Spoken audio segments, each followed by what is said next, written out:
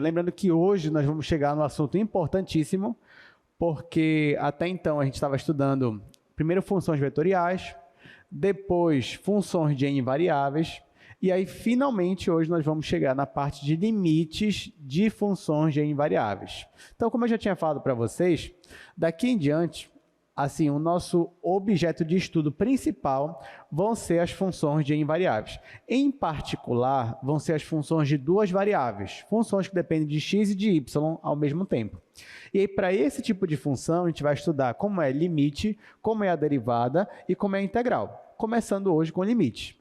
Então, antes de eu mostrar o slide para vocês, eu queria só fazer uma comparação entre o que você estudou no cálculo 1 para o que vai ser hoje agora em cálculo 2. Até para aproveitar, para lembrar, né, algumas coisas que você já estudou lá, mas talvez você não se lembre. Então, ó, vamos falar um pouquinho aqui de limites. Bom, então, lá no cálculo 1, como é que você estudava limites? Deixa eu colocar até aqui, ó, C1. Lá em C1, você tinha uma função.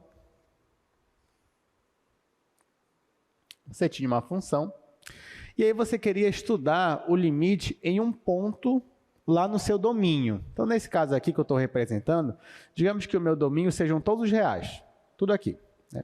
E às vezes é interessante você estudar limite em algum ponto, ou que está no domínio da função, ou que não está no domínio da função, que aí era mais interessante aí nesses casos, né? Porque, por exemplo, pode acontecer de, para um dado ponto aqui do domínio, digamos que nesse ponto A, digamos que no ponto a função não está definida, ou seja, o ponto A não está no domínio.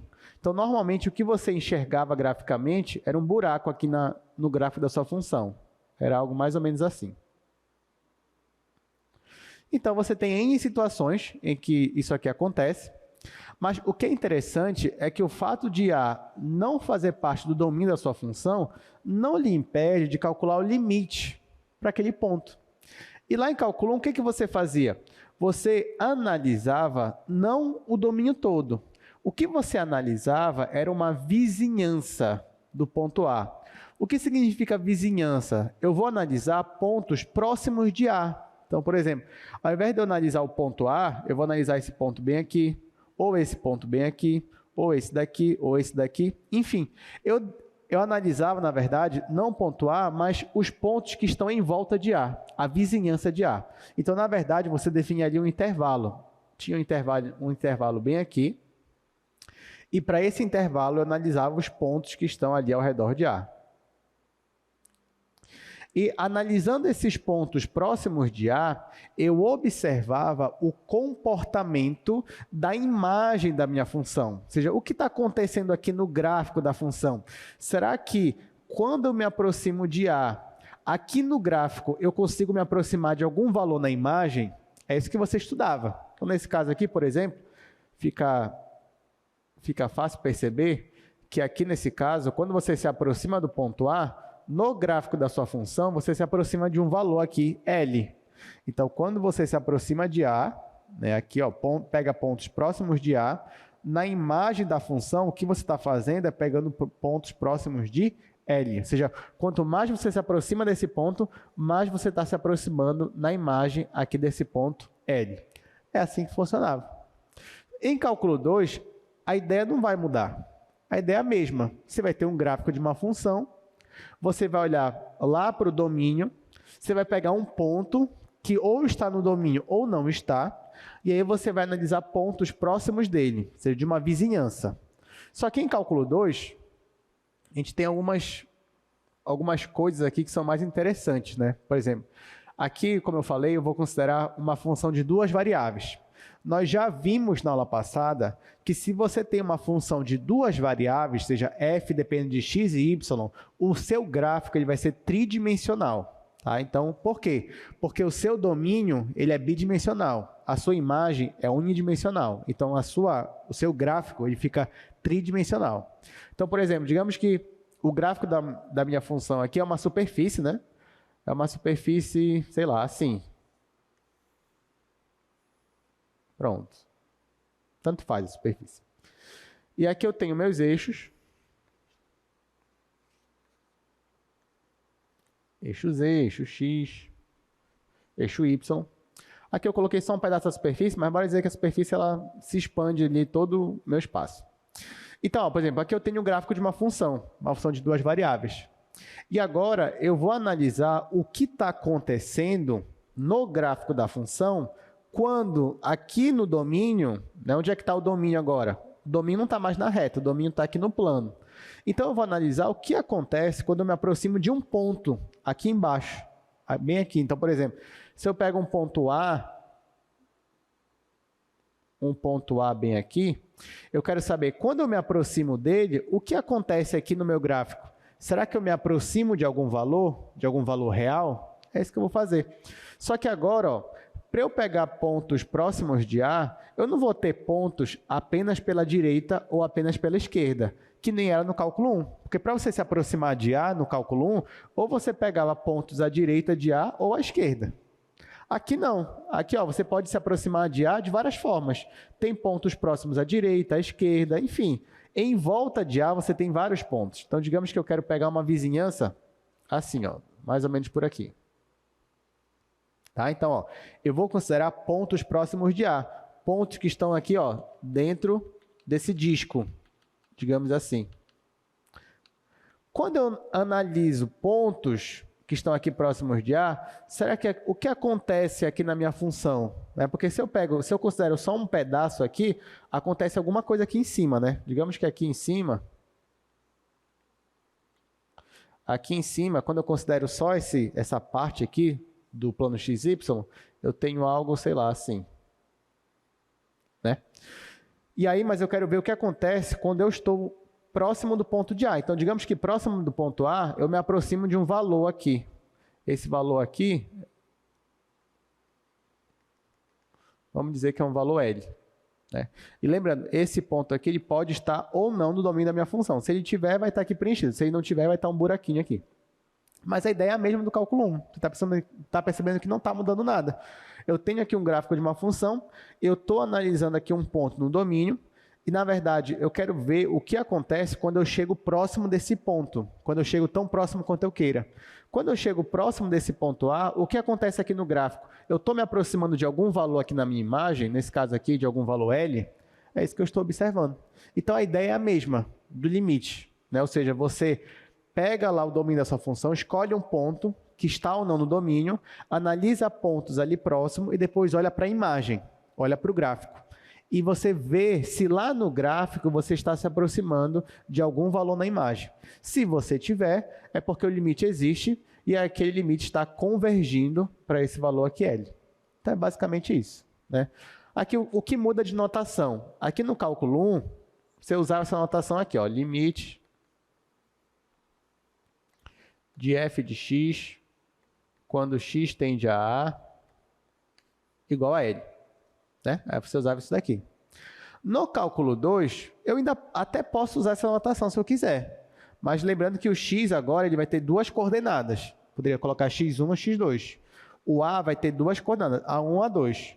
Ou se eu quiser, como aqui ele só tem duas coordenadas, eu poderia escrever assim, ó, limite de f de xy, ó, f de xy, aqui xy tendendo, aqui é o ponto A, só que o meu ponto A tem coordenadas A1 e A2, então eu vou colocar assim, A1 e A2, igual a ele. Tá? Então, essa aqui seria uma anotação para quando eu tenho uma função de duas variáveis e eu estou usando o limite dela. Então, o que eu estou dizendo? Que quando os meus pontos xy aqui, o meu ponto xy se aproxima desse ponto aqui, A1, A2, ou seja, quando eu me aproximo desse ponto bem aqui que estou representando, então essa minha função, ela se aproxima, o valor dela se aproxima desse meu valor aqui, L. É isso que está acontecendo. Aí eu posso generalizar isso daí para uma função de n variáveis, apesar de que eu não vou conseguir mostrar geometricamente para vocês, mas eu poderia generalizar. Então, se eu tivesse uma função de n variáveis, como é que eu escreveria o limite? Escreveria assim, vou fazer aqui no outro quadro. Limite de f de x1, x2, x3, até xn.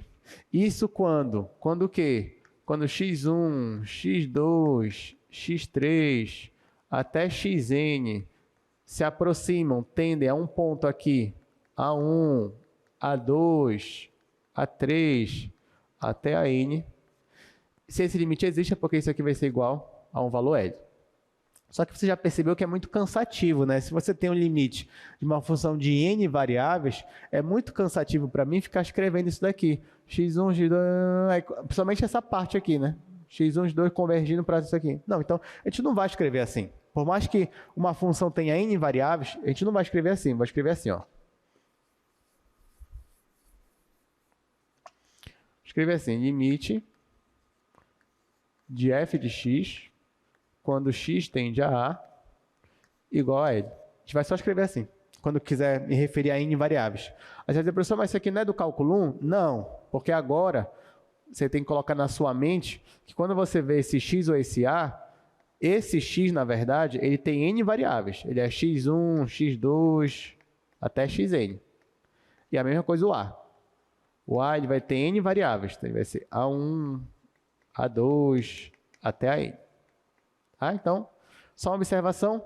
Nos slides vocês vão ver isso daqui, mas toda vez que você olhar para isso daqui, saiba que isso aqui não é cálculo 1. Então, esse x tem N variáveis, esse A tem N variáveis. Então, o que está acontecendo é que essas ordenadas aqui estão convergindo para essas ordenadas aqui. É isso que está acontecendo. Tudo bem até aqui? Ok. Bom, eu vou apagar isso aqui. Vou deixar o primeiro quadro mesmo. A gente vai para os slides. Aqui, gente, no slide, essa aqui é a aula número 11. Daqui a pouco vai aparecer aí para vocês. Vou até aproveitar aqui, ó. Então, essa aqui é a aula de número 11, onde nós vamos estudar limite de funções de N variáveis. A gente vai dividir essa aula em duas partes. Na primeira, eu vou falar definição e propriedades. E na segunda, eu vou falar de unicidade do limite. Antes de eu falar da definição, eu só vou colocar aqui, relembrar vocês, na verdade, dois conceitos. O primeiro, a gente já viu aqui na nossa aula, foi lá na primeira semana, a gente viu o conceito, que é o conceito de bola aberta. Então, olha só, não sei se vocês lembram, mas o que é uma bola aberta? Bola aberta é um conjunto, onde nesse conjunto, o que está acontecendo? Quando você fala bola aberta, toda bola aberta tem um centro e tem um raio. Tá? Então, nesse caso aqui, ó, o meu centro é o centro C, e o meu raio, estou chamando aqui de R. Então, quem é a bola aberta de centro C e raio R? É o conjunto dos pontos, tais que a norma de P menos C, ou seja, é o conjunto de pontos cuja distância até esse ponto C, que é o centro, é menor que o raio. Então, isso você já viu várias vezes, só que de maneira indireta, né? Então, bola aberta, a definição é isso. Só que, bora voltar aqui para o primeiro quadro. Porque, ó, por exemplo, esse conjunto que eu coloquei aqui, esse intervalinho que eu coloquei de verde aqui no primeiro quadro, onde você tem aqui o ponto A, você tem esse intervalinho aqui, eu poderia considerar ele como uma bola aberta? O que vocês acham? Sim ou não? Vocês acham que esse intervalinho aqui seria uma bola aberta? Ele tem um centro? Tem, o centro é A. Ele tem um raio? Vamos dizer que o raio é delta. Então, aqui seria, por exemplo, aqui eu teria A mais delta e aqui eu teria A menos delta. Então, de certa forma, isso aqui seria uma bola aberta, só que uma bola aberta do R1. Uma bola aberta do R1 é só um intervalo mesmo, onde você tem um centro, o centro é A, e nesse caso aqui, ó, o meu raio é delta. Aqui nesse outro caso, no cálculo 2, esse outro conjunto que eu coloquei aqui, ó, ele também pode ser considerado uma bola aberta, porque eu tenho o centro, que é o A, e eu tenho um raio. Né? Vamos dizer que a distância, por exemplo, daqui para cá que eu estou escolhendo, é uma distância delta também. Então, eu tenho uma bola aberta de centro A e raio delta. Então, por que eu estou falando de bola aberta? Porque, como eu disse para vocês, toda vez que eu vou calcular o limite em um ponto A, eu vou olhar para a vizinhança dele. Só que você me pergunta, professor, mas o que é vizinhança? Eu já te falo, olha, vizinhança é os pontos que estão próximos. Só que você percebe que essa definição não é tão precisa, né? Então, precisa de uma definição mais concisa quando estou falando de vizinhança. Então, o que é vizinhança para a gente? Vai ser bolas abertas. Isso que vão ser vizinhanças. Ou seja, quando eu estou falando vizinhança, é quando eu pego uma bola aberta de centro no meu ponto e um raio delta. Então, se para toda a bola aberta acontecer aquelas situações lá do limite, então eu digo que o limite existe. tá? Mas a bola aberta é a primeira definição, o primeiro conceito que você tem que ter em mente. Então, bola aberta é quando eu estou trabalhando com a vizinhança de um ponto. Outro conceito importante é o de ponto de acumulação. O que é um ponto de acumulação? Vamos lá, ponto de acumulação é quando você tem, por exemplo, pega esse ponto A bem aqui. Eu fiz aqui uma bola aberta nele, certo? O centro é o A. Eu pergunto para você, nessa bola aberta, existe algum outro ponto, sem ser o ponto A, que também faz parte do domínio da minha função? Sim ou não? Sim, tem vários, na verdade, né? Tem esse, vários que eu coloquei aqui. Tá, mas se eu diminuísse o raio da minha bola aberta, se eu colocasse uma bola aberta bem menorzinha, bem aqui, mas com um raio maior que 0, ainda assim, eu ia ter pontos sem ser o ponto A que fazem parte do domínio? O que vocês acham? Sim. Então, na verdade, nesse caso aqui, não importa o tamanho do raio, por menor que o raio seja, o raio só não pode ser 0. Mas enquanto o raio for positivo, eu sempre vou ter outros pontos que fazem parte do domínio que não são necessariamente ponto A. Então, quando isso acontece, eu chamo A de um ponto de acumulação. Assim, a grosso modo, eu estou dizendo que vários pontos do meu domínio estão se acumulando em volta de A. Então, toda vez que eu for calcular limites, eu vou calcular limites para pontos que são pontos de acumulação, ou seja, pontos onde eu consigo analisar a vizinhança dele, onde eu consigo olhar a imagem da vizinhança daquele ponto. Então, isso já servia para o cálculo 1, na verdade, né? Porque no cálculo 1, por mais que você não tivesse assim em mente isso, mas no cálculo 1 você já fazia isso aqui era uma bola aberta, né? E você olhava aqui pontos que estão distantes a menos de um valor, e também o seu ponto que você analisava era um ponto de acumulação. Porque nesse intervalo aqui, por exemplo, existem vários outros pontos que estão no domínio da minha função, ou seja, estão nessa bola aberta, que não são necessariamente ponto A, que fazem parte lá do meu conjunto como um todo. Então, você já usava, esses conceitos você já usava no cálculo 1. Agora a gente só está trazendo aqui de uma maneira mais formal. Bora voltar aqui para o slide. Bom, então com isso, né, a gente relembrou aqui o que é o conceito de bola aberta. Ponto de acumulação foi o que eu já expliquei para vocês. Então, dizemos que P é um ponto de acumulação de um conjunto A se toda bola aberta de centro P contém algum ponto de A sem ser o próprio ponto P. Em linguagem de conjunto, está acontecendo isso aqui. Quando você pega A interseção com a bola aberta de centro P e raio R, tirando o próprio centro P, isso aqui dá diferente do vazio. Então, em linguagem de conjunto, eu estou dizendo que para todo R, isso daqui sempre vai ter um elemento desse conjunto. Não vai ser vazio. Tá? Mas, enfim, a ideia disso aqui é o que eu falei ali. Toda vez que eu for calcular limite, eu vou calcular em pontos de acumulação. Tá, agora, passando isso, vamos falar de limite mesmo, né? Definição de limite.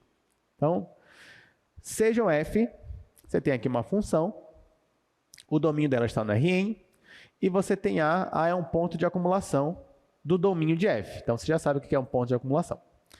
Dizemos que o limite de f de x, isso quando esse x, lembrando que x tem n coordenadas, tende a A, lembrando que A também tem n coordenadas, esse limite é um número real L, se, à medida que x se aproxima de A imagem f de x se aproxima de L. Né? Simbolicamente, você tem isso daqui.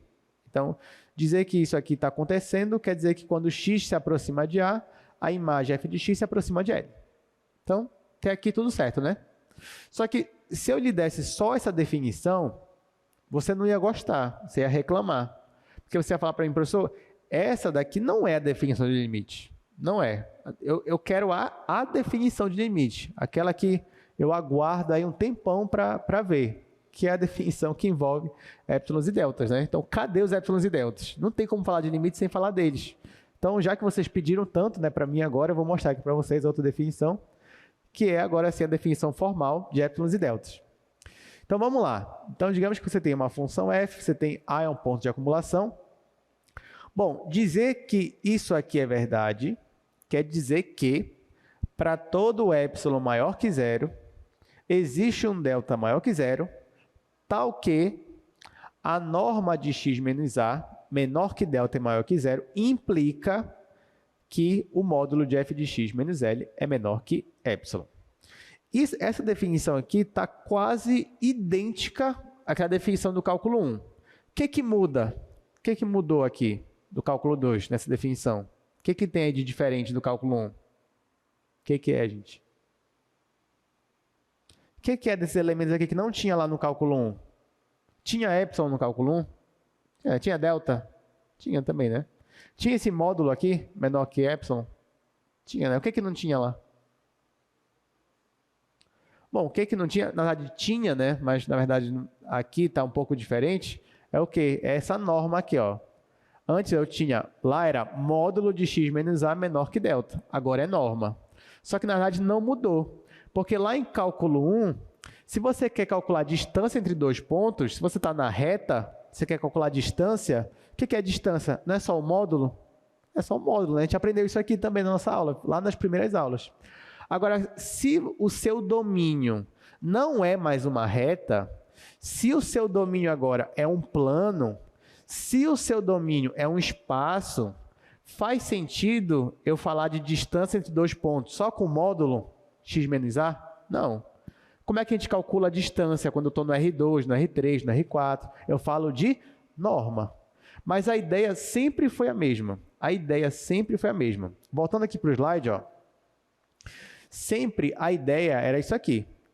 O que é o limite existir? É se para todo epsilon positivo, existe um dado positivo, tal que quando a distância de x para a for menor que delta, então a distância de f de x para L vai ser menor que epsilon. Então isso aqui sempre foram distâncias, sempre. Isso aqui é distância, isso aqui distância. Só que por que é que eu uso o módulo? Porque a imagem da função ainda está na reta. A imagem da função ainda está na reta, no R1. Então, eu uso o módulo. E por que eu uso norma? Porque o domínio da minha função está no R2, ou R3, ou R4, então por isso que eu estou usando a norma. Mas a ideia é a mesma. Muito bem. Então, agora que você já sabe disso, né? Vamos fazer pelo menos um exercício aqui agora, que é esse daqui. Mostre que o limite de 4x mais 3y, quando xy tende ao ponto 1, 2, é igual a 10. Então, isso nós vamos fazer agora. Vou fazer ali no quadro 2.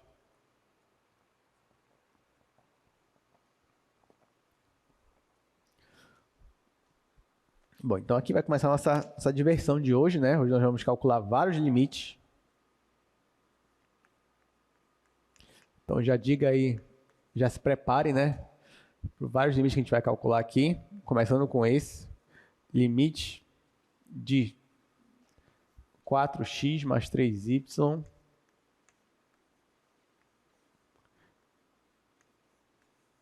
quando xy tende ao ponto 1, 2.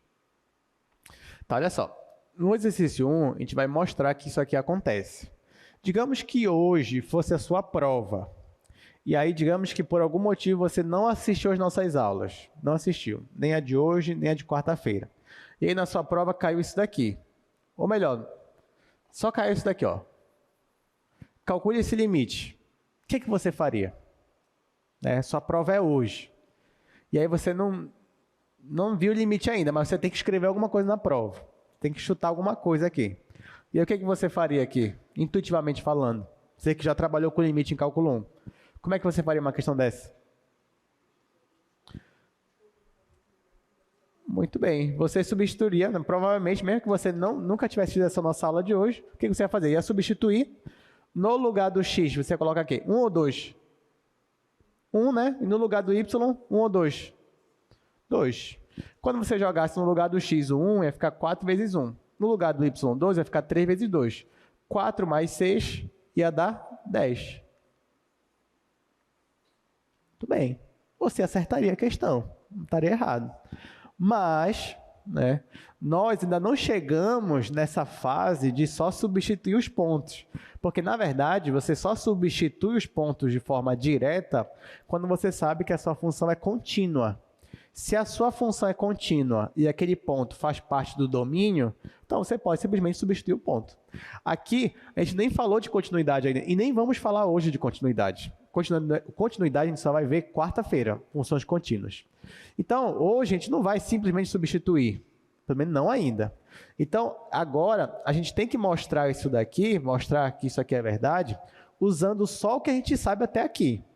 Aí você vai dizer, professor, mas a única coisa que eu sei até aqui é épsilons e deltas. É calcular limite pela definição. Então, é isso que a gente vai fazer agora. Rapidamente, brevemente, tá? Então, vamos tentar aqui calcular, mostrar que isso aqui é verdade, usando épsilons e deltas. Bom, dizer que esse limite aqui é verdade é dizer isso aqui, ó, pela definição, né? Que dado épsilon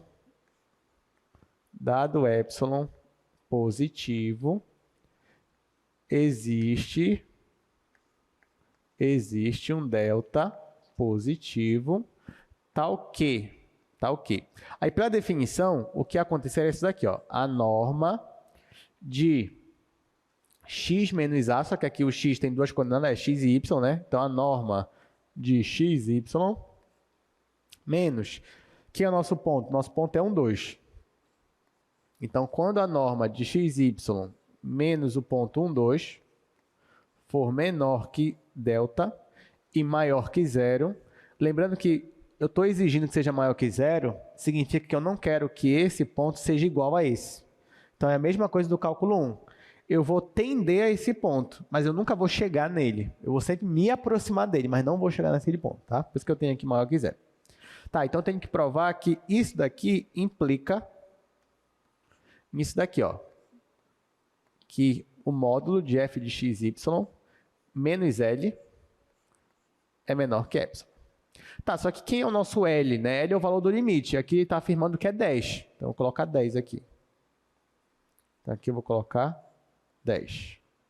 Então, gente, eu tenho que mostrar que isso daqui implica nisso daqui. Aí eu consigo provar aquilo lá. Tá, só que aqui, ó, não é mais módulo, né? Como eu falei, é norma. Já que eu estou no R2 e lá no R2 a minha distância, a gente calcula pela norma. Só que ignora que isso aqui é uma questão de limite, por enquanto. Olha só para cá. Se você olhasse só para cá, não olhasse mais para nada, norma desse ponto, quer dizer, se você saberia calcular isso daqui, saberia, né? Porque a gente já fez isso aqui. Ó, primeiro você ia subtrair esse ponto menos esse. Como é que subtrai um ponto de outro? Você subtrai em cada coordenada. Então, na verdade, isso daqui é a mesma coisa que isso daqui, ó. 0 menor, aí aqui, norma, aqui, x menos 1 e aqui, y menos 2. Tá? Então, na verdade, ó, isso daqui é a mesma coisa que isso daqui. Mas, gente, você sabe calcular a norma de um ponto? Como é que calcula a norma de um ponto? De um ponto que tem duas coordenadas. Raiz quadrada da primeira coordenada ao quadrado mais a segunda ao quadrado. Não é assim que a gente aprendeu aqui? Foi, né? Então, vem aqui, ó. Já vou escrever. Então, dizer que isso aqui acontece é dizer que isso aqui acontece. Aqui, no lugar da norma, eu vou colocar raiz quadrada de x menos 1 ao quadrado mais y menos 2 ao quadrado. Tudo isso aqui na raiz menor que delta. Então, dizer que isso aqui é verdade é equivalente a dizer que isso aqui é verdade.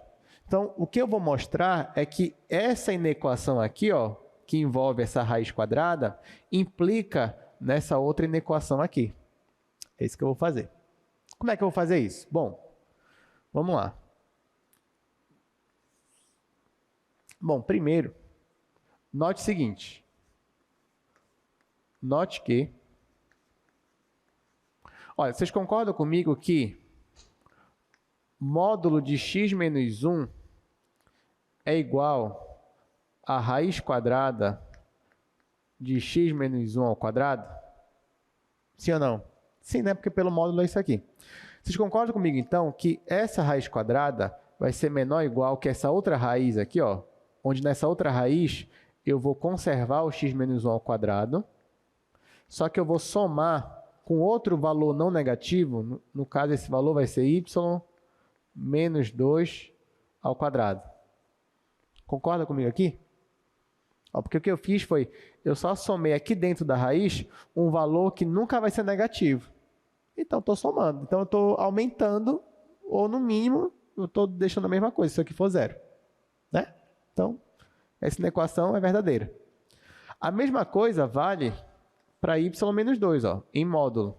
Y menos 2 em módulo é igual a raiz quadrada de y menos 2 ao quadrado, que também vai ser menor ou igual que essa mesma raiz aqui, né? Já que ele aparece aqui, ó, só que eu estou somando com outra pessoa. Essa pessoa é não negativo. Então, vai ficar raiz de x menos 1 ao quadrado mais y menos 2 ao quadrado. Então, olha só. Só que essa mesma raiz quadrada, ela aparece bem aqui, ó. Ela aparece bem aqui. Então, se essa raiz aqui for menor que delta, isso significa bem aqui, ó. Se essa raiz for menor que delta, então significa que o módulo de x menos 1 também é menor que delta. E o módulo de y menos 2 também é menor que delta. Né? Ok, então guarda essa informação por enquanto. Logo, segue aqui. Bom, agora que eu sei disso, eu vou trabalhar com essa outra expressão aqui, ó. O meu objetivo vai ser chegar nessa expressão final. Se eu consigo chegar nela, usando essas informações aqui que envolvem o delta, então eu consigo provar que o limite existe. Então, vou tentar mostrar que esse módulo é menor que epsilon. Como é que eu faço? Eu vou trabalhar com esse módulo aqui.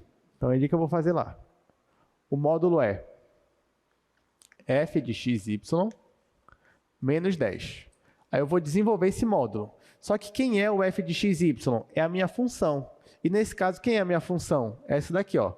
4x mais 3y. Então, é isso que eu vou substituir lá. Esse 4x mais 3y é o meu f de xy, nesse caso.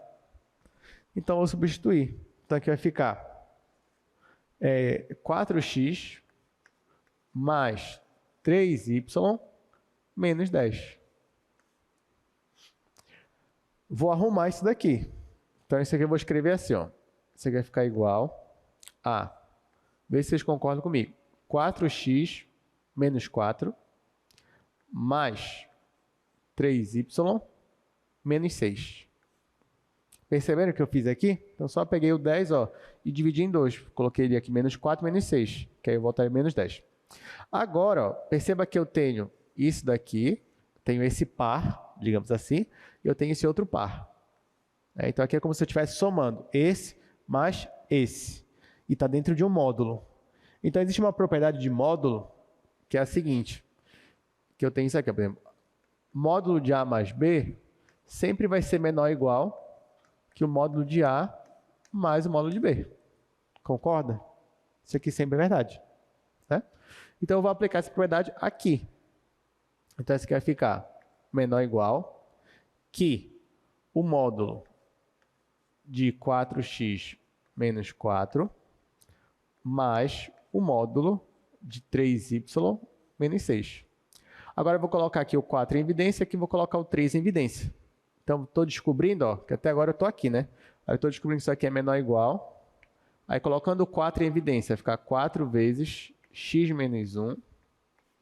E ali vai ficar, se eu colocar o 3 em evidência, 3 vezes y menos 2.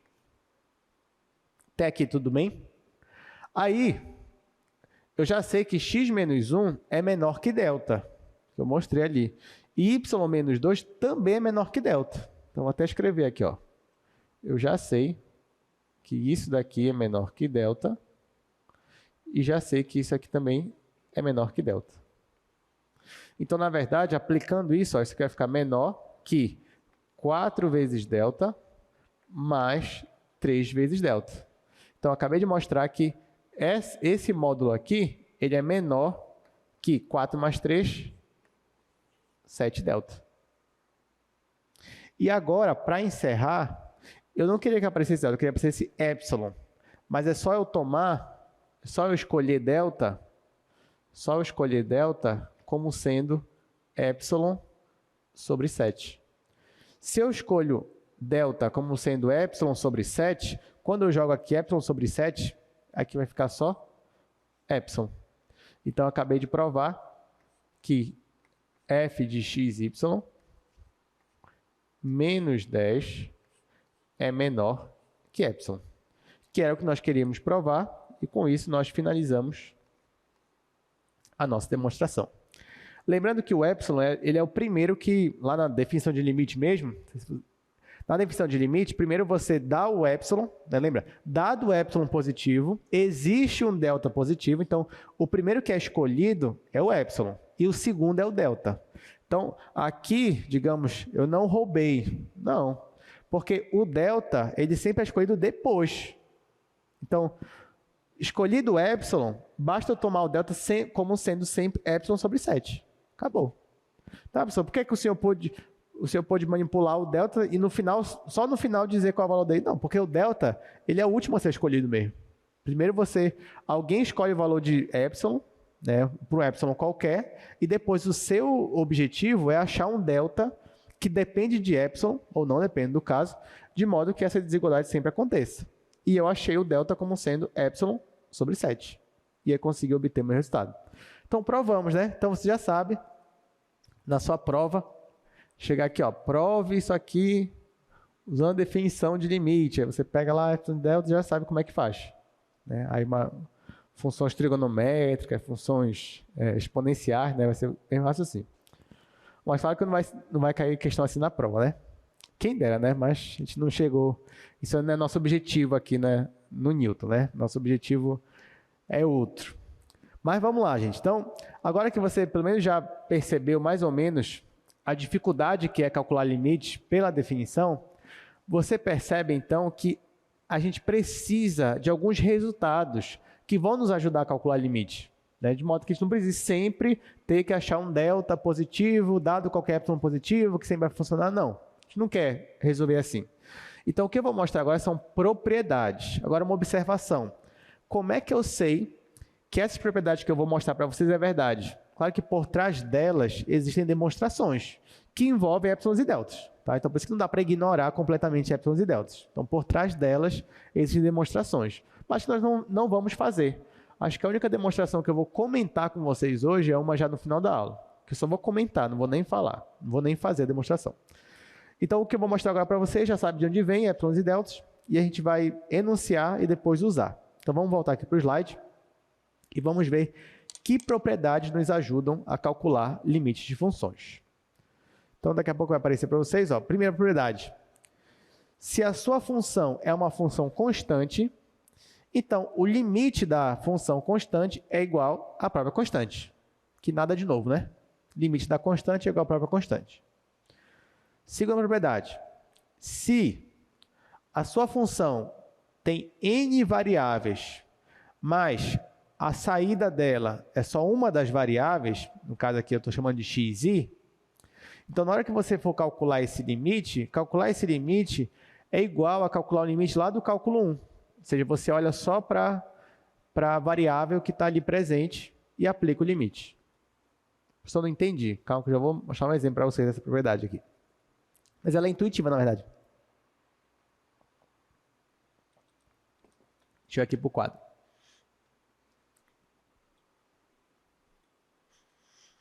Vou usar ainda aqui o segundo quadro.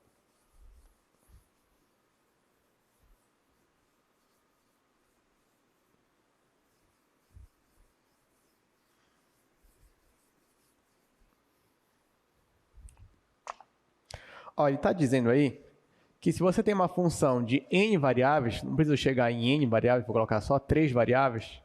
Então, por exemplo, se eu tenho uma função que depende de 3 variáveis, o domínio dela está no R3, x, y e z, mas a imagem dela, a saída dela, é igual a uma das variáveis aqui, por exemplo, y, né?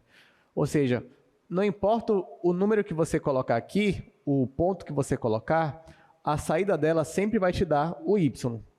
Então, por exemplo, né, para uma função desse tipo, se você aplicar o ponto 1, 0 e 3, ela vai te devolver o quê? 0. Ela sempre vai dar para o y. Então, se você tem uma função desse tipo e quer calcular o limite dela em um ponto, ó, limite de f de x, y, z, quando x, y, z, quando esse ponto tende a, sei lá, 0, menos 1 e 2. Nesse caso aqui, gente, você já sabe que essa função aqui é igual a y. Então, na hora que você for calcular o limite, você vai olhar para x?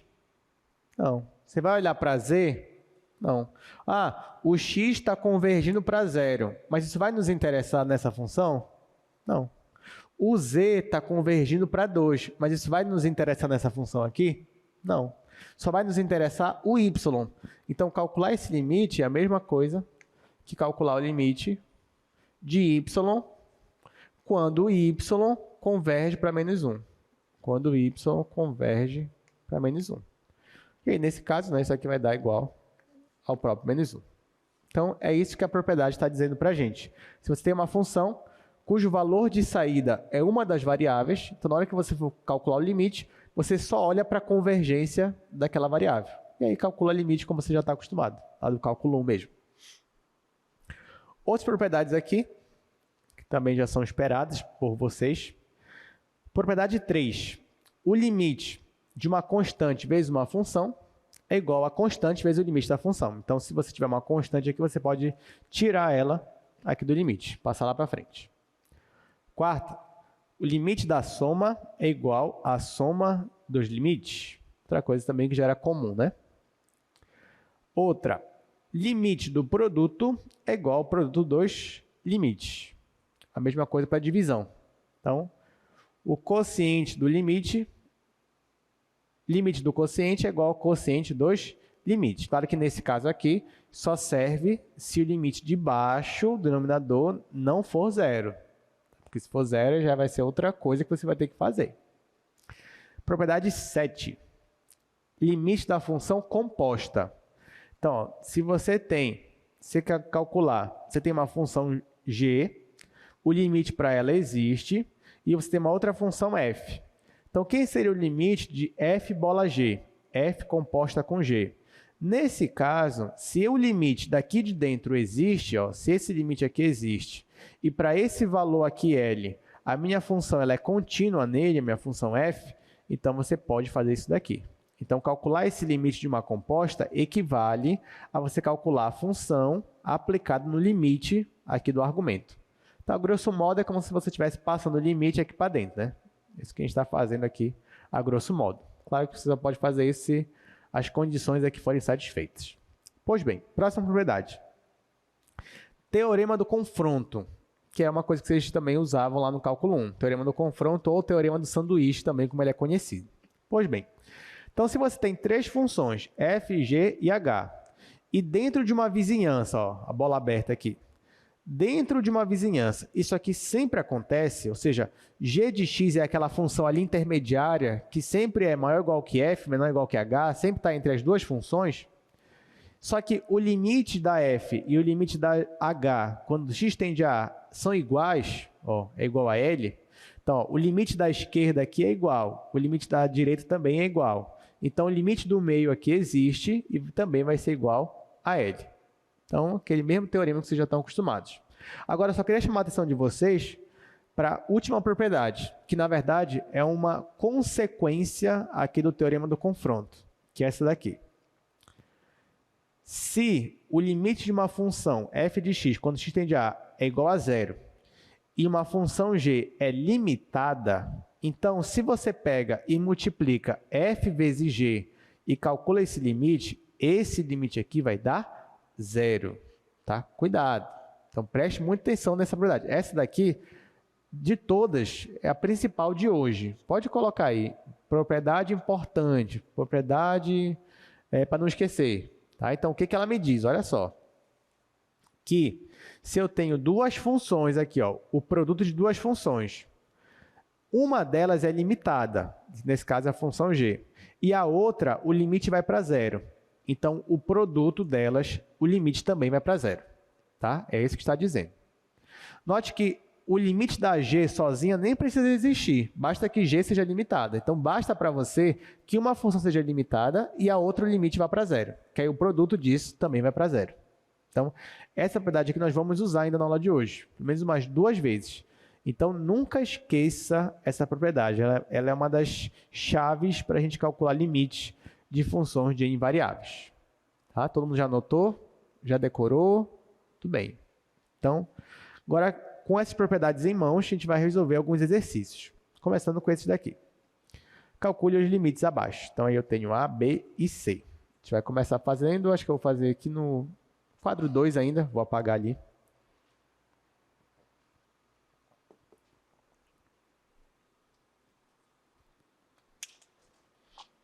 Então, a gente vai resolver esses daí usando as propriedades que a gente aprendeu agora. Então, a gente não vai mais usar epsilons e deltas, né? Infelizmente, agora que eu sei as propriedades, vou usar as propriedades.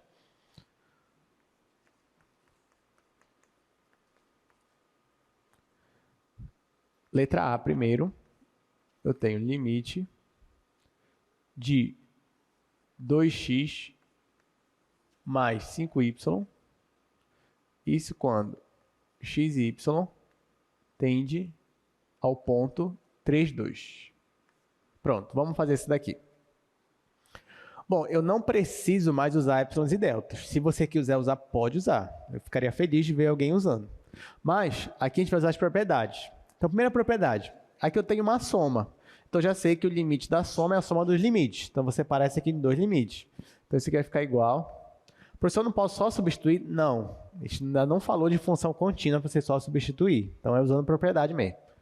Claro que hoje, na aula de hoje, depois que a gente for falando das propriedades, aí eu vou pulando algumas partes. Mas lembrem-se que na aula de hoje, pelo menos, eu não estou simplesmente substituindo. Eu estou aplicando as propriedades que eu mostrei agora para vocês.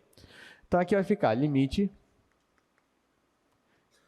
de 2x, isso quando x e y tende a 3, 2, mais limite de 5y, isso quando x e y tende a 3, 2.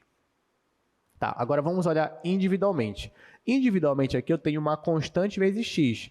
Então, pela outra propriedade, que é a 3, eu posso tirar esse 2 do limite, colocar ele aqui na frente. A mesma coisa eu vou fazer aqui com 5. Então, esse limite vai ficar igual 2 vezes o limite de x quando x e y está tendendo a 3, 2, mais 5 vezes o limite de y quando x e y está tendendo a 3, 2. Tá? Tá. Agora, lembra daquela outra propriedade, a propriedade 2? Aqui eu tenho uma função que só depende de x, nem aparece mais y aqui. Então, calcular esse limite, para calcular esse limite, eu olho só para a tendência de x.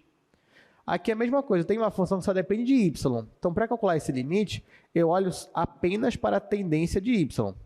Então, isso aqui vai ficar igual 2 vezes limite de x. Aí aqui, ó, x está tendendo a 3. Então, é isso que eu vou colocar aqui. X tendendo a 3 mais 5 vezes limite de y quando o y tende a 2, que é a tendência do y.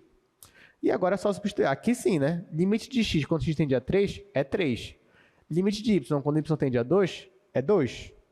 Então, isso aqui vai ficar igual a 2 vezes 3 mais 5 vezes 2. Bom, isso aqui vai dar 6 mais 10, 16.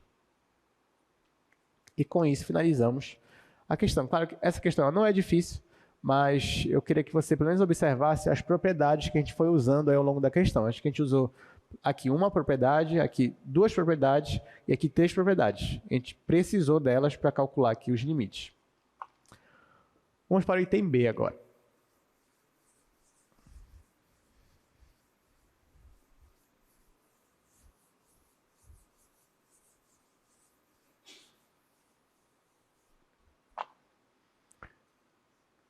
Item B. Limite x² vezes y dividido por x mais y. Isso quando x e y tende a menos 1 e 2. Acho que só tem mais um número aqui. É o 3. Tá? Bem, aqui tem um 3. Tá, então a gente vai calcular esse limite aqui. Como é que eu faço? Aí você já percebe que aqui eu tenho uma divisão. Então, o limite do quociente é o quociente dos limites, desde que o denominador não seja igual a zero, quando você aplica o limite. Nesse caso, se eu aplico o limite aqui embaixo, o denominador vai para zero? O que vocês acham? Sim ou não? Não, não vai. Então, eu posso aplicar aquela propriedade.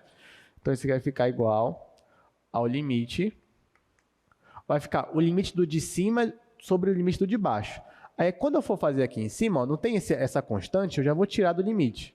Vai ficar 3 vezes o limite de x² vezes y, aqui, quando xy tende a menos 1 e 2, dividido pelo limite de x mais y, quando xy tende a menos 1 e 2. Pronto.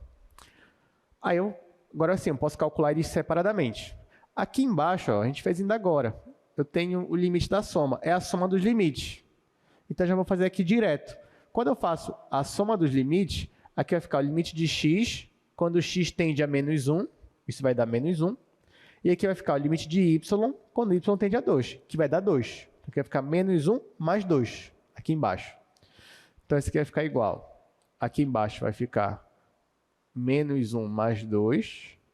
E aqui em cima vai ficar 3. Olha, aqui eu tenho um produto. Tenho x² vezes y. Então, eu vou separar em dois limites. O limite do x² vezes o limite do y. Então, aqui vai ficar limite de x² quando xy tende a menos 1 e 2, vezes o limite de y. Como aqui só está o y, né? Então já coloco só a convergência do y aqui. Y convergindo para 2. Aí eu faço as contas. Aqui menos 1 mais 2 vai dar 1. Então aqui eu posso até ignorar. Aqui, limite de y quando y tende a 2 vai dar 2. 2 vezes 3 vai dar 6. E esse x², o que eu posso fazer com ele? Ah, professor, você substitui porque x²... Não. Eu tenho que usar a propriedade. Que propriedade eu posso usar daquelas que eu vi? Eu posso usar a propriedade do produto ainda, porque x² não é x vezes x, então eu posso usar essa propriedade. Então, ó, aqui vai ficar igual. Ó, lembrando, gente, que aqui embaixo eu já calculei isso aqui, deu 1, né? Aqui eu já calculei, deu 2. Então vai ficar 6 vezes o limite. Deixa eu fazer aqui para baixo. Isso aqui é igual a 6 vezes o limite, ao invés de x² vai ficar x vezes x. X vezes x. E como aqui só depende de x, então só olha para a convergência do x. Então, quando x tende a menos 1, e aqui quando x tende a menos 1. Aqui vai dar menos 1, aqui vai dar menos 1. Menos 1 vezes menos 1 é 1. Então, vai ficar 6 vezes 1. Então, isso aqui vai ser 6 vezes menos 1 vezes menos 1, que é igual a 6. E aqui eu termino a minha questão. Claro que nessa eu usei várias propriedades, né? Aqui eu usei uma, que foi a do quociente. Usei duas, que eu tirei aqui a minha constante. Aqui eu usei 3, que é a soma dos limites. 4, na verdade, depois que eu usei aquela outra. Enfim, eu fui usando aqui a do produto. 5, então eu servi usando várias propriedades ao longo do caminho. Então, por isso que eu consegui chegar aqui no resultado com uma certa facilidade, por conta daquilo que a gente já aprendeu. Então, usando aqueles resultados, eu consigo chegar com maior rapidez do que usando épsilons e deltas, que seria pela definição mesmo. Vamos fazer o último exemplo desse exercício aí, que é o letra C. Vou fazer aqui mesmo no quadro 1.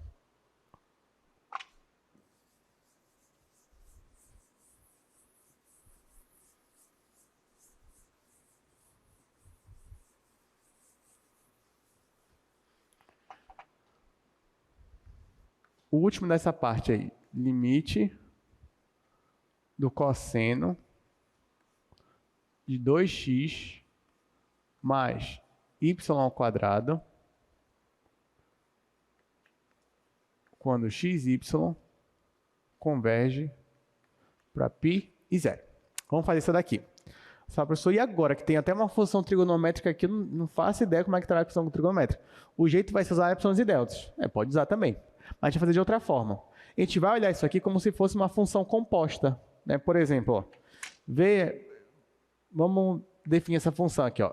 ft é igual a cosseno de t. Tá? Então, tem uma função cosseno, a função de uma única variável, e eu defino agora uma outra função g de xy. Essa função g de xy é a função 2x mais y ao quadrado. Ó, então, quando eu defino essas duas funções, percebe que eu posso fazer uma composta. Aqui o domínio são os reais, aqui também o domínio todo é R2. Eu vou fazer uma composta aqui de f com g. Então, como é que eu faço a composta de f com g? Então, ó, no lugar do t, eu vou colocar o g de x e y. Só quem é o g de x e y? É 2x mais y ao quadrado. Então, no lugar do t, eu coloco 2x mais y ao quadrado. Eu venho aqui, coloco cosseno de 2x mais y ao quadrado. Que é a função que aparece aqui. Ou seja, aqui eu só quis mostrar para vocês que essa função aqui você pode olhar como se fosse uma função composta.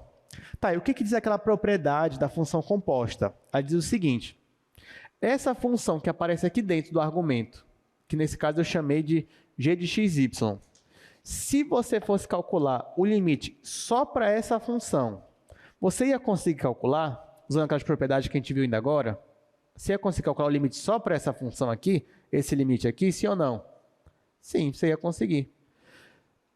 Esse valor, quando você calculasse esse valor aqui, ia dar o seguinte, ó.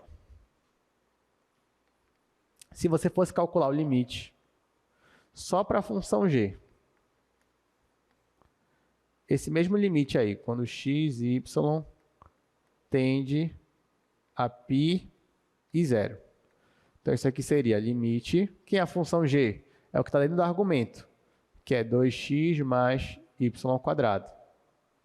Isso quando x e y tende a π e 0. Tá, aí aqui o que a gente ia usar? Limite da soma é a soma dos limites. Aí a constante 2 ia passar para frente.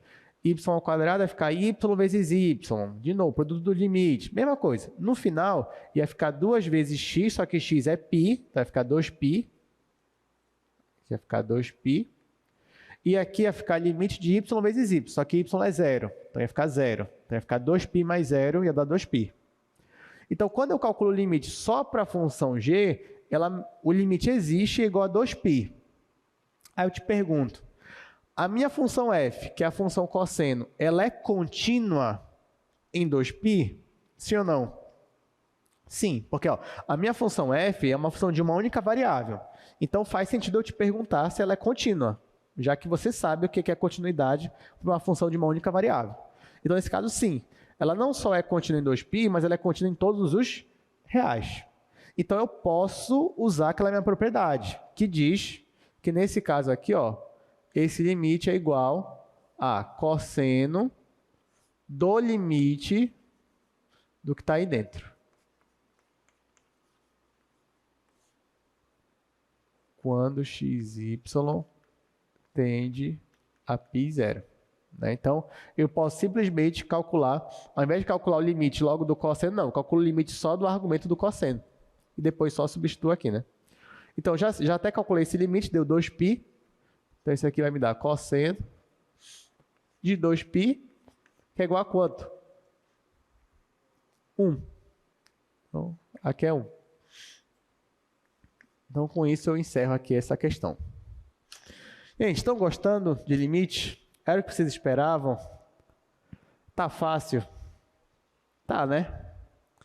Então, aí você me diz, professor, mas eu esperava assim, um limite mais emocionante, né? Porque por enquanto tá só essas propriedades aí, cosseno e tudo mais. De fato, gente, tá faltando alguma coisa nos limites. Sempre quando você ia calcular limite, né? Sempre os limites mais emocionantes tinham essa coisa. Que coisa é essa que eu estou falando? É uma indeterminação. Até agora, todo limite que a gente calculou não teve uma indeterminação. Então, para a alegria de vocês, vou mostrar aqui o exercício 3 agora. Então, exercício 3, calcule o limite Aí já diz, né? Caso exista. Você já fica, como assim caso existe? Já fica um certo medo, né? Então, olha só, limite de x² menos y² sobre x menos y, quando x e y tende ao ponto 5, 5. Bom, vamos já fazer isso daí agora.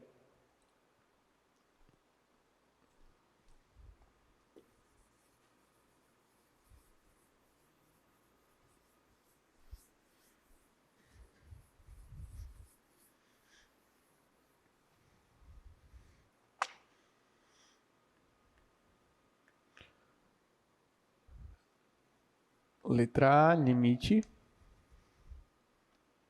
x² menos y² dividido por x menos y, quando x e y tende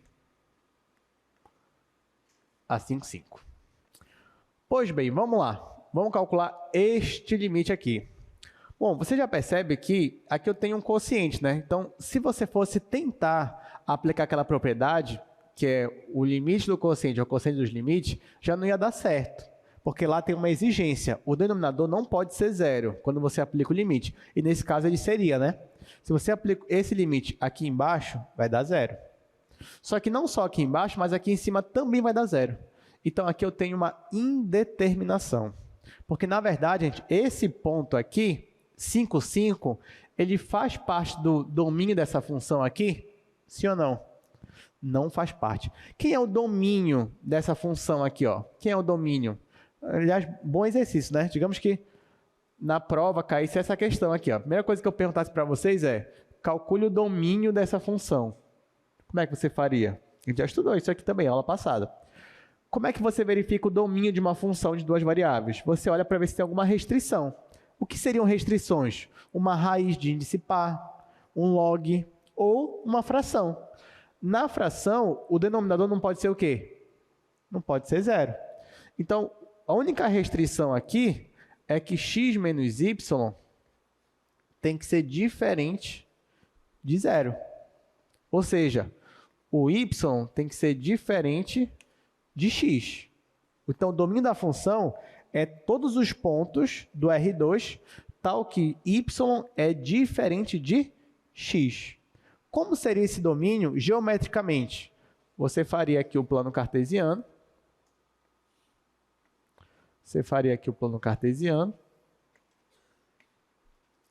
Você colocaria no plano cartesiano a curva y igual a x, só que tracejada, porque aqui tem que ser diferente. Então, você vai tracejar a curva e aqui vai ficar, ó.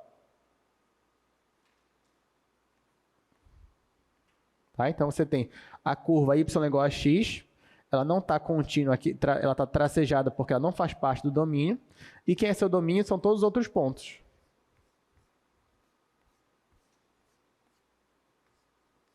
Tá? Então, o domínio para essa minha função seria isso aqui, ó, que eu achurei de azul. Só que eu estou aqui no ponto 5, 5. O ponto 5, 5, digamos que ele esteja bem aqui, ó, ele está em cima dessa curva amarela que não faz parte do domínio. Ah, professor, então por isso que o limite não existe, né? Não sei se o limite não existe. Mas o que é interessante, eu vou descobrir se ele existe ou não, mas o que é interessante é que eu vou calcular esse limite aqui para um ponto que não faz parte do domínio da minha função. E aí eu vou ver o que acontece. Bom, nesse caso, gente, eu vou ter que dar um jeito de tirar a minha indeterminação. Para eu fazer isso, eu posso, eu tenho que lembrar do que eu faria no cálculo 1. O que você faria? Aí você vai dizer, professor, eu logo ia usar L'Hopital aí, não pensava duas vezes, né? Porque 0 sobre 0, L'Hopital, deriva em cima, deriva embaixo, acabou. Só que aqui nós temos dois problemas, né? Primeiro, você não sabe ainda o que é derivar, noção de duas variáveis, duas ou mais variáveis, você não sabe. Então, como é que você vai derivar em cima e embaixo? E segundo, a verdade, gente, é que no nosso curso de cálculo 2, nós não vamos ter L'Hopital. Não é que não exista uma versão de L'Hopital. Se você pegar alguns artigos científicos, você vai ver que alguns matemáticos já desenvolveram algumas versões para L'Hopital para funções desse tipo. Só que são funções, são teoremas que têm algumas hipóteses para serem satisfeitos. Então, esses teoremas já iam fugir do nosso assunto de cálculo 2. Então, a verdade é que em cálculo 2, no nosso curso, você não vai ter L'Hopital para ajudar você a calcular limite. Mas não tem problema, porque L'Hopital, se você parar para pensar, você só precisava dele mesmo naqueles casos em que em cima era uma função exponencial, embaixo era uma função potência. Aí não tinha para onde correr, você tinha que usar L'Hopital. Mas em casos desse aqui, ó, por exemplo, você nunca precisou usar L'Hopital lá em cálculo 1 e nem aqui em cálculo 2. O que você pode fazer aqui nesse caso? Você vai fatorar. É isso que você vai fazer. Então, sabe aquelas regras de fatoração que você às vezes ignorava no cálculo 1? Você vai precisar delas agora. Que você achou que sempre ia ter L'Hopital com você, né? Pois é, não vai ter mais. Pelo menos não aqui. Então, relembre aquelas fatorações que elas vão ser úteis para você em cálculo 2. Então, vamos lá. Então, aqui, ó, fatorando, você já percebe que aqui eu tenho x ao quadrado menos y ao quadrado. Então, fatorando isso daqui vai ficar x menos y vezes x mais y, né? O quadrado do primeiro menos o quadrado do segundo. Vai ficar limite de x menos y vezes x mais y dividido por x menos y. Isso quando x e y está convergindo para 5, 5. Ó, repare que daqui para cá eu não usei nenhuma propriedade nossa até então. Eu só mesmo fatorei, coisa que você faria mesmo se tivesse limite ou não. Aí aqui, ó, eu posso simplificar. Gente, por que eu posso simplificar? Porque o x e o y eles estão convergindo para 5, 5, mas eles não são 5, 5. Não são esse ponto. Ou seja, isso daqui não é zero. Isso aqui está convergindo para zero, mas aí não é zero. Então, você pode fazer essa simplificação. Tá? Quando você faz isso, você percebe ó, que você chega numa outra função. Que função é essa? É a função x mais y. Então, na verdade,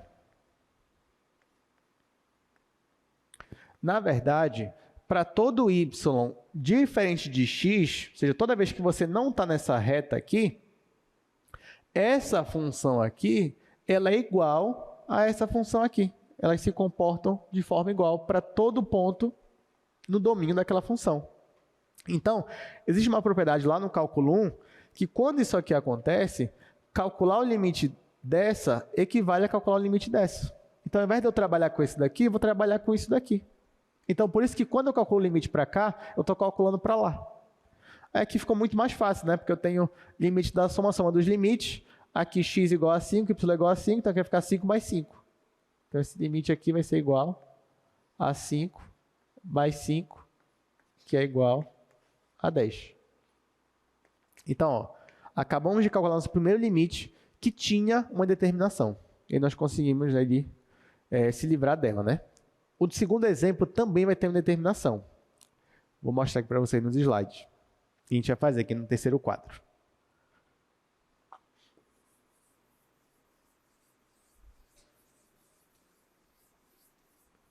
Ó, agora sim está ficando mais emocionante, né? Nosso curso aqui de limite.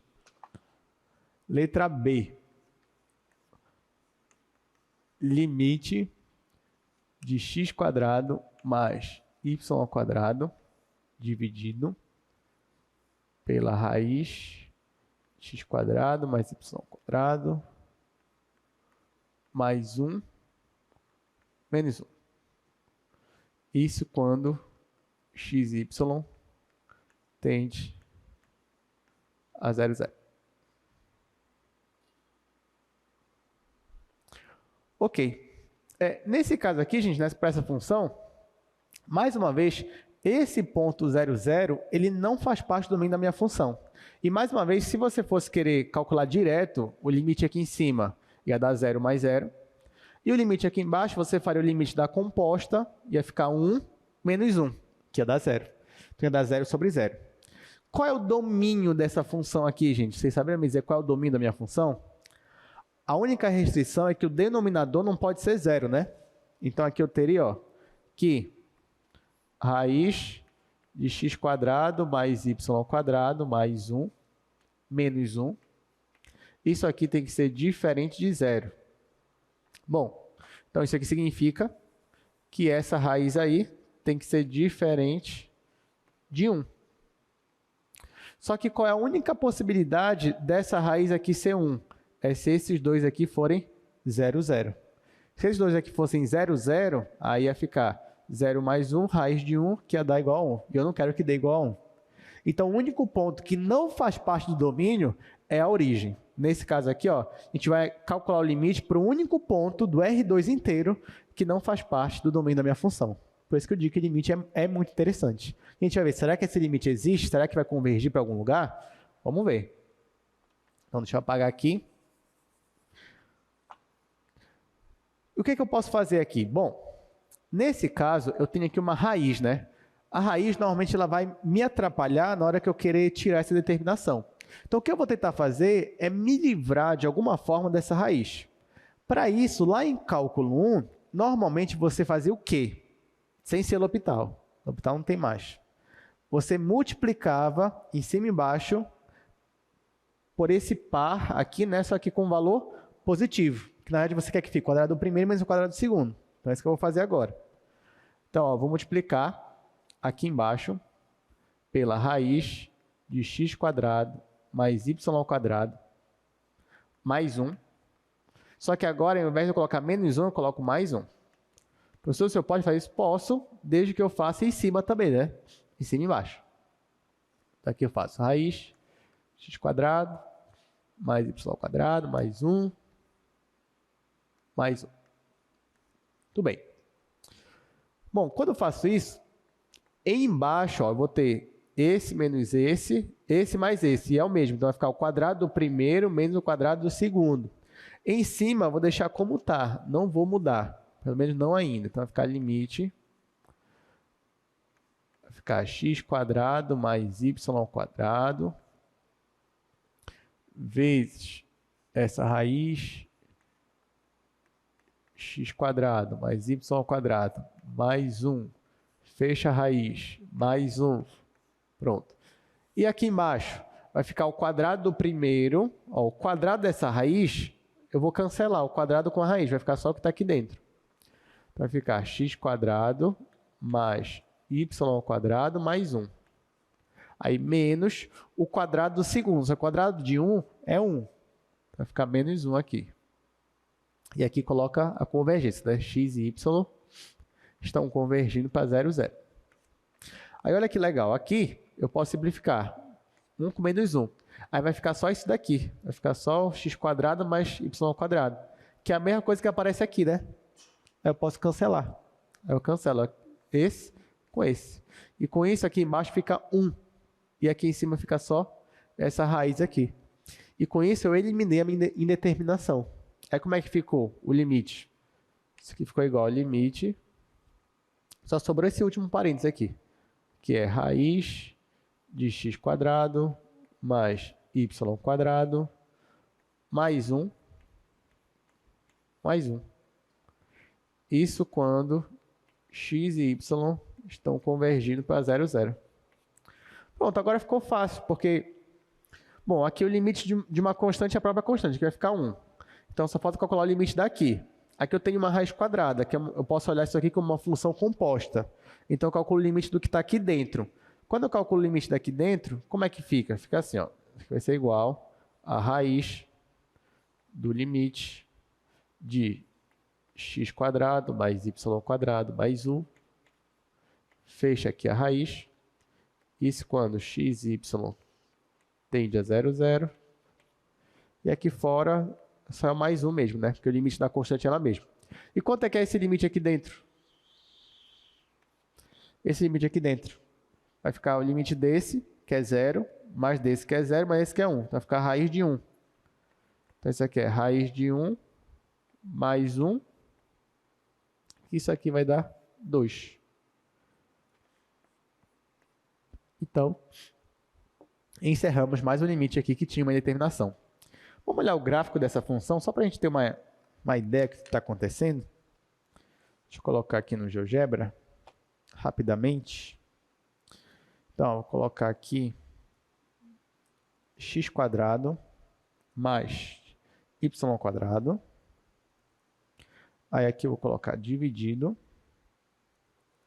pela raiz de x² mais y² mais 1, agora fora da raiz, menos 1. Ó, então, esse aqui é o gráfico da minha função. E se você reparar, ó, aqui, quando a gente se aproxima da origem, eu estou me aproximando desse valor na imagem. Ó, mas esse valor da imagem, tá bem que não sei se dá para vocês enxergarem, mas é o valor 2.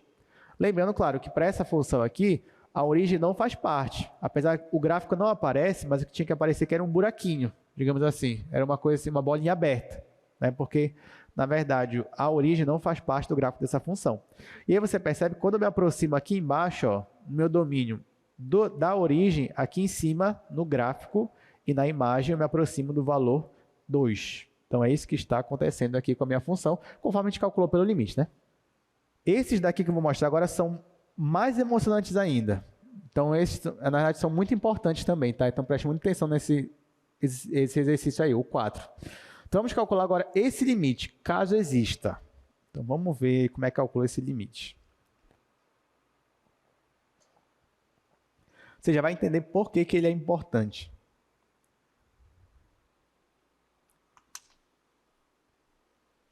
Esse daí, gente, acho que é o mais novo que você vai ver hoje de limite, assim, é com relação a esse daí. Então, por favor, preste muita atenção, tá? Que isso é algo que você não vê mais em cálculo 1, a partir de agora.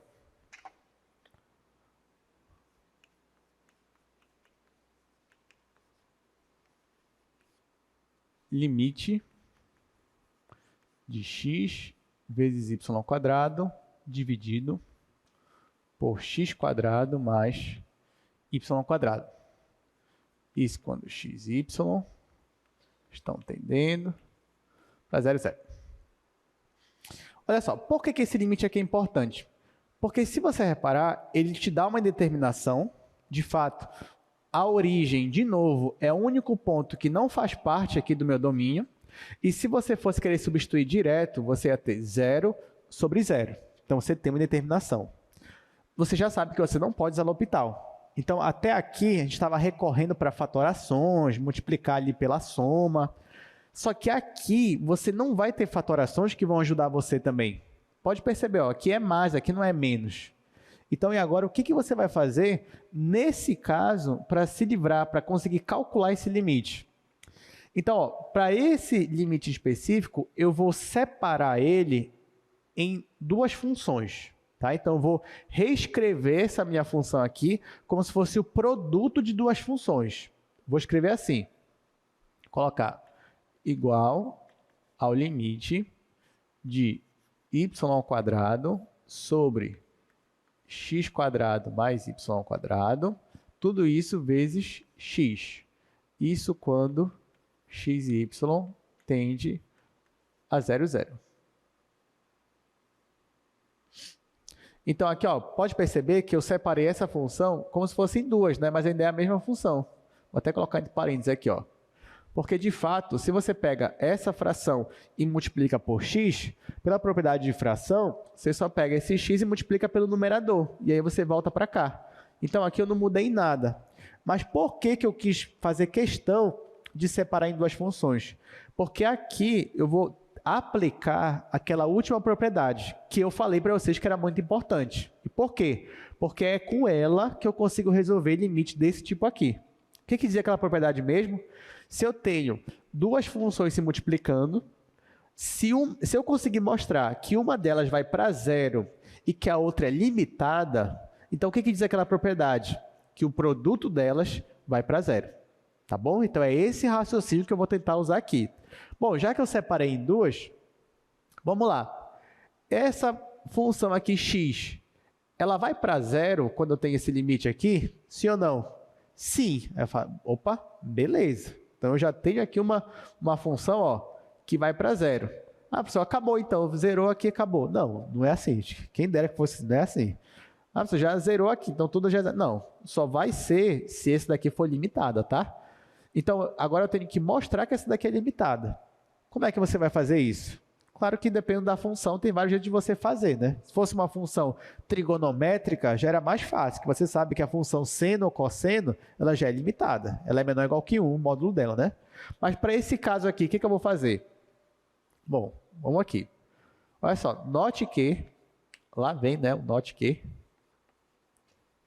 Quando a gente coloca note que, quer dizer que você já tinha que ter a intuição, já tinha que saber que isso aqui acontecia, já tinha que ter estudado ou mesmo percebido. Então, porque muita questão de limite é exercício mesmo, você fazer vários exercícios a ponto de você olhar para aquele e já saber o que fazer. Né? Tanto que a gente nem entrou na parte de limites que não existem, se você reparar. A gente não calculou nenhum aqui que não exista, mas a gente vai chegar nesse ponto também.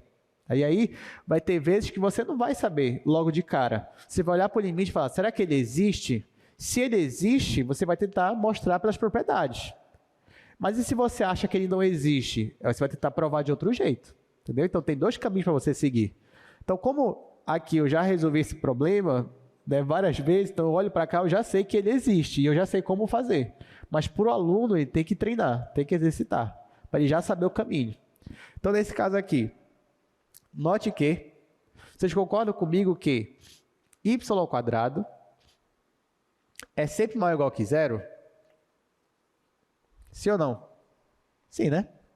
Só que vocês concordam comigo também que ele vai ser sempre menor ou igual que ele mesmo, mais um número aqui não negativo, nesse caso eu vou colocar o x²? Sim ou não? Sim, né? Porque ó, eu estou pegando o próprio número, aí eu estou somando com esse daqui, só que esse daqui nunca vai ser negativo. Então, no mínimo, eu vou manter como ele está, ou eu vou aumentar o valor, tá? Então, isso aqui acontece. Agora, o que está faltando aqui? Eu vou dividir toda a minha equação por essa função aqui. Ó. Eu vou pegar e dividir todo mundo. Eu vou dividir todo mundo por x² mais y². Vou dividir cada membro da minha equação. Posso fazer isso? Posso. Esse valor aqui, ele vai ser zero em algum momento? A resposta é não. Por quê? Porque o xy ele só tende para a origem, mas ele nunca vai ser a origem. Então, eu posso dividir sem problema nenhum, isso não vai me dar problema. Então, quando eu faço isso, como é que vai ficar isso daí? 0 sobre isso daqui vai dar 0. Então, vai ficar 0 menor ou igual. Isso sobre isso, eu vou deixar como está. Então, vai ficar y² dividido por x² mais y². Menor ou igual. Olha só. Isso dividido para isso, note que é a mesma coisa. Então, vai dar 1. Então, vem aqui, deu 1.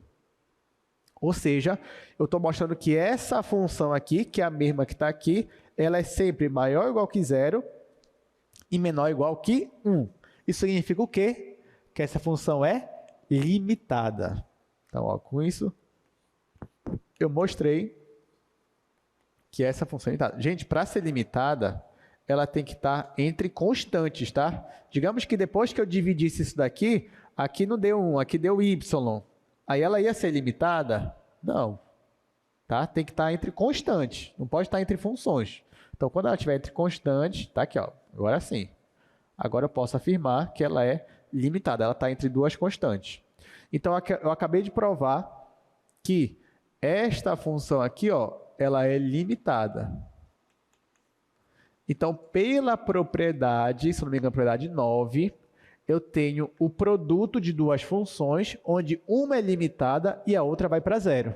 Então, por aquela propriedade, vou colocar aqui, acho que é a propriedade 9, vou colocar assim, P9. Então, esse limite aí, ele é igual a 0. Entenderam como é que a gente consegue provar e mostrar e calcular esse limite usando aquela propriedade? Você vai ter que mostrar que uma é limitada, que a outra vai para 0. E aí você consegue obter esse resultado. Se o limite existe, né? Porque se ele não existe, você não ia conseguir fazer por aí.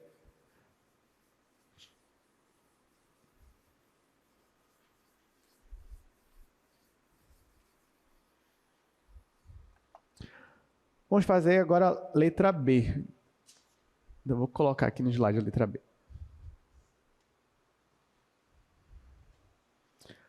Vamos lá, letra B agora, esse outro limite aí que vai aparecer para vocês. xy sobre essa raiz.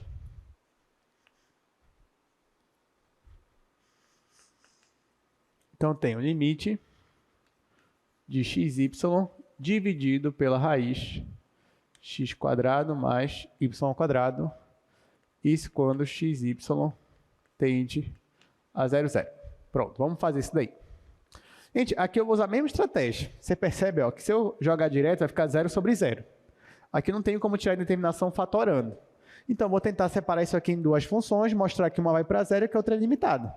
Então, nesse caso, pode escrever assim. Isso aqui é igual ao limite de x sobre raiz x² mais y². Tudo isso daqui, né? Vezes y. Isso quando x e y vai para 0. Então, ó, eu separei aquela função em duas. O y sozinho, ele vai para 0 com aquela tendência, sim ou não? Sim. Então, agora, o meu objetivo, já que eu já sei que isso aqui é para 0, é mostrar que isso aqui é limitado. Então, vamos lá, tem que mostrar que isso é limitado. Como eu faço isso? Note que...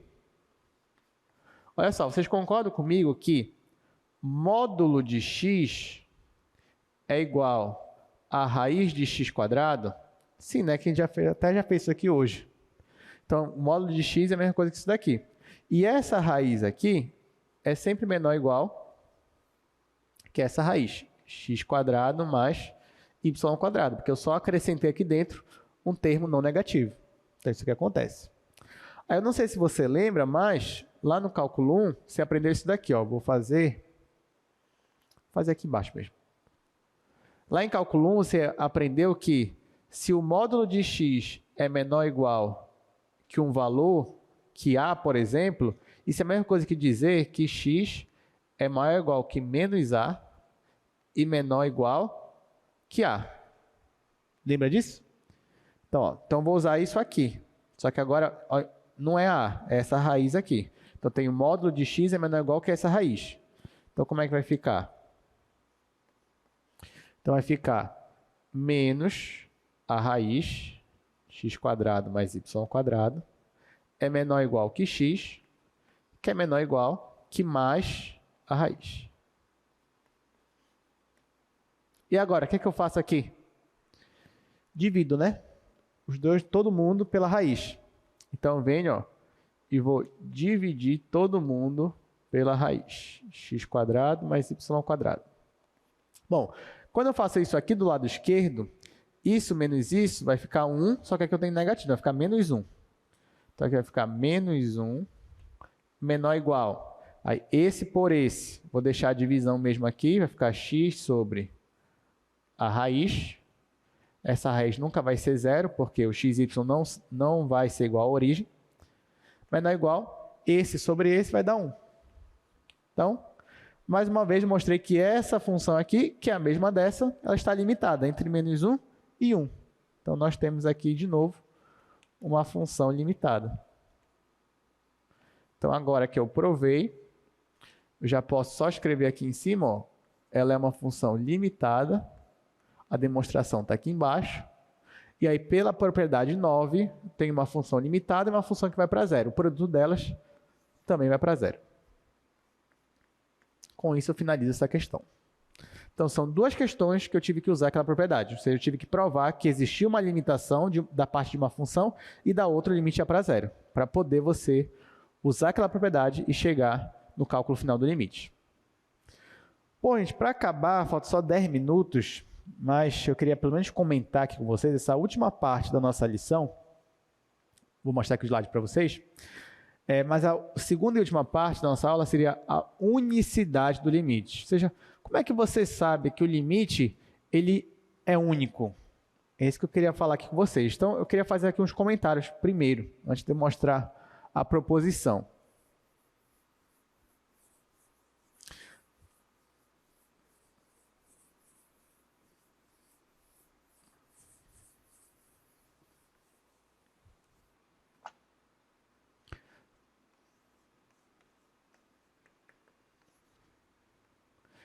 Vamos lá. Então, vou colocar aqui, cálculo 1 primeiro, né? Bom, lá quando você vai estudar essa parte de limite, análise, na verdade existe uma demonstração de que se o limite existe, ele é único. Isso é um fato. Então, toda vez que a gente calculou o limite aqui, e o limite existia, então se ele existia, você pode dizer, ele é único. Lá em cálculo 1, você tinha uma outra forma de dizer se o limite existia.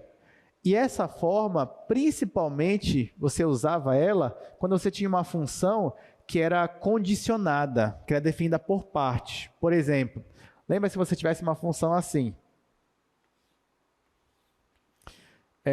de menos infinito a zero, ela era função modular, por exemplo.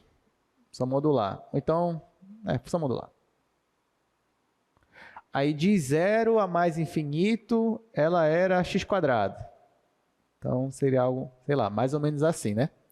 Aí lá, eu não mostrava o gráfico para você, mas você percebia que em zero, ela tinha uma transição, ela passava de um tipo de função para outro tipo de função, e eu pedia para você calcular o limite em x para x tendendo a zero. Aí como é que você fazia lá?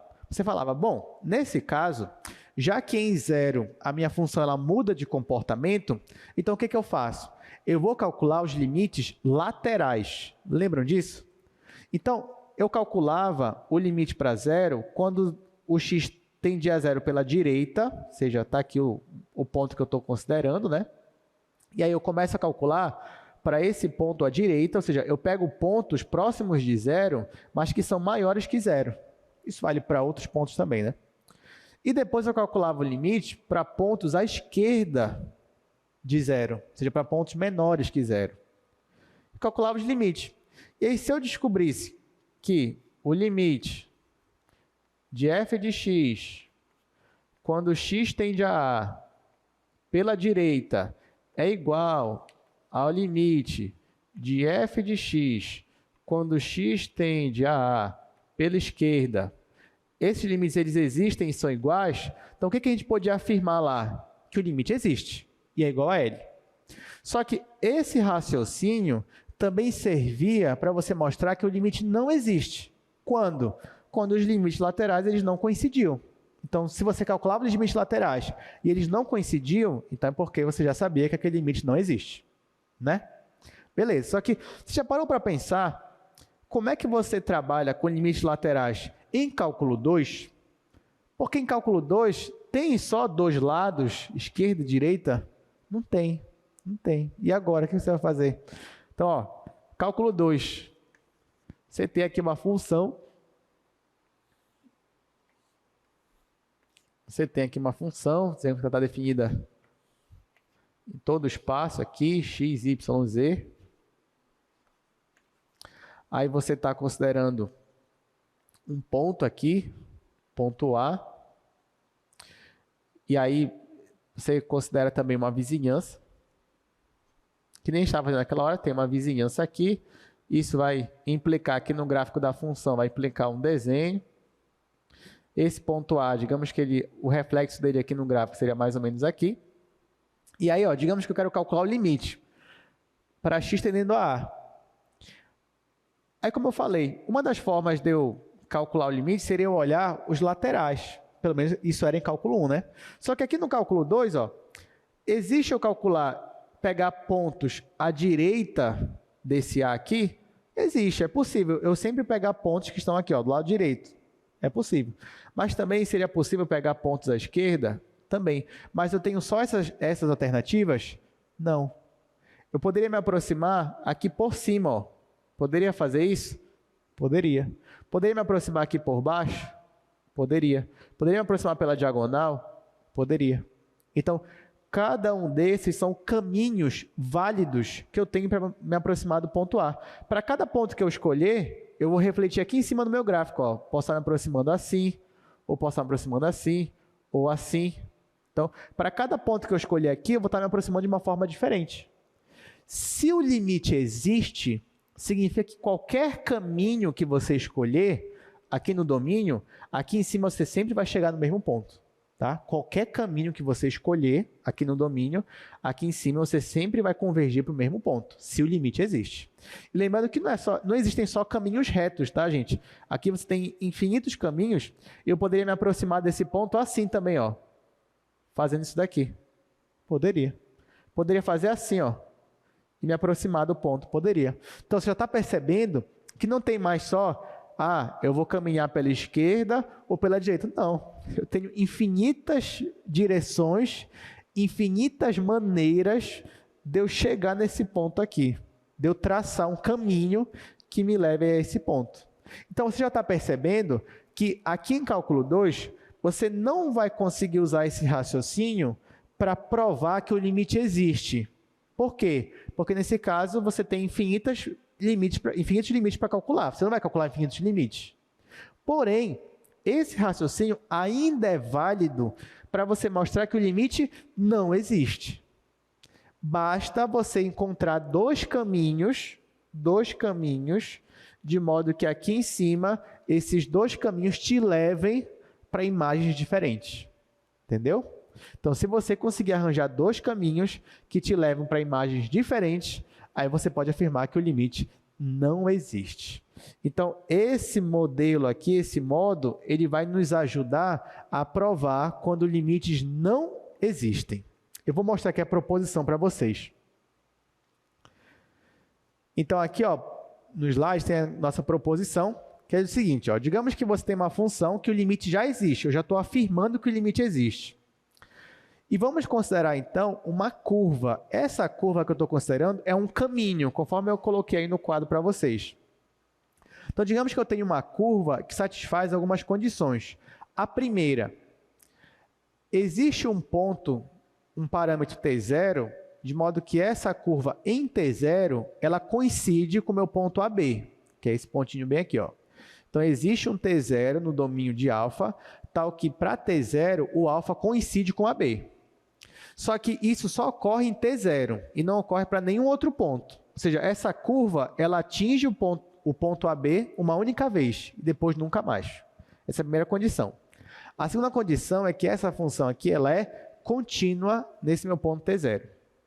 Então, se esse limite aqui existe, então para qualquer função que satisfaça as condições 1 e 2, esse limite aqui também vai existir e vai ser igual ao valor L. Ou seja, o limite da função aplicado na curva alfa de t, quando t tende a t0, também vai ser igual a L.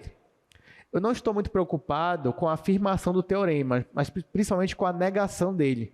Porque se isso aqui é verdade, o que ele diz? Que se um limite existe, então para qualquer caminho que você seguir, que satisfaça aquelas condições, o limite também vai existir e vai ser igual ao mesmo valor.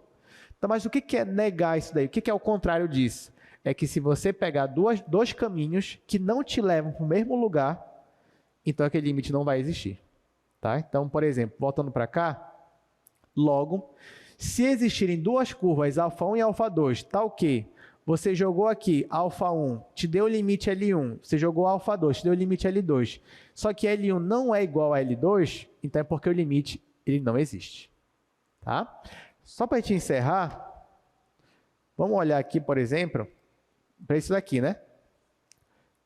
Essa minha superfície aqui, você já sabe que o limite dela existe em 0, 0. Existe. Então, qualquer curva que eu me aproximar aqui da origem, sempre eu vou chegar no mesmo valor aqui em cima. Então, por exemplo, eu poderia usar a curva T0. Ou seja, eu poderia me aproximar aqui pelo eixo X. Quando eu me aproximo aqui pelo eixo X, aqui em cima eu me aproximo do meu ponto 2, tanto para cá quanto para cá. Eu poderia me aproximar de outra forma. Poderia me aproximar dessa maneira aqui, por exemplo. Poderia pegar a minha curva T quadrado. E eu ia me aproximar assim, desse ponto aqui. Só que aqui em cima, se eu me aproximasse assim, eu também ia chegar no mesmo ponto 2.